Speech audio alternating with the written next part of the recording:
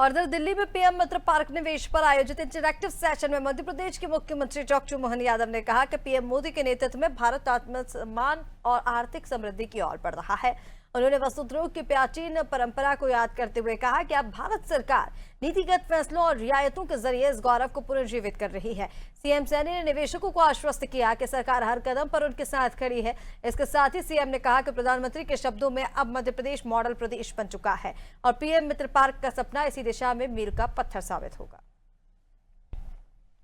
माननीय प्रधानमंत्री नरेंद्र मोदी जी ने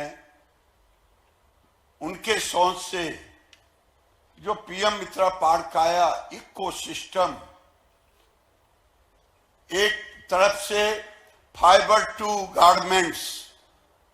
इसकी सोच, ये इंडस्ट्री की भी मांग थी और माननीय मुख्यमंत्री जी ने, हम लोग 1000 एकड़ रखा था, इन्होंने दूरगामी सोच के लिए 2000 एकड़ से भी बड़ा पार्क रखा है। और ये पीएम मित्र पार्क का सपना माननीय मंत्री जी का, माननीय मोदी जी का है और उस अलग अलग 4 साल पुराना मुझे बताया गया कि विभाग ने काफी मेहनत करके ये इस दिशा में बढ़ते हुए, हमारा अपना वस्त्रोद्योग तो हजारों साल से, लाखों साल से भारत से ही जाना जाता था।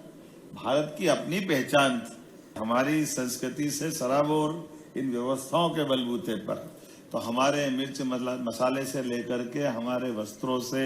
रत्न आभूषण से दुनिया गौरवान्वित होती थी।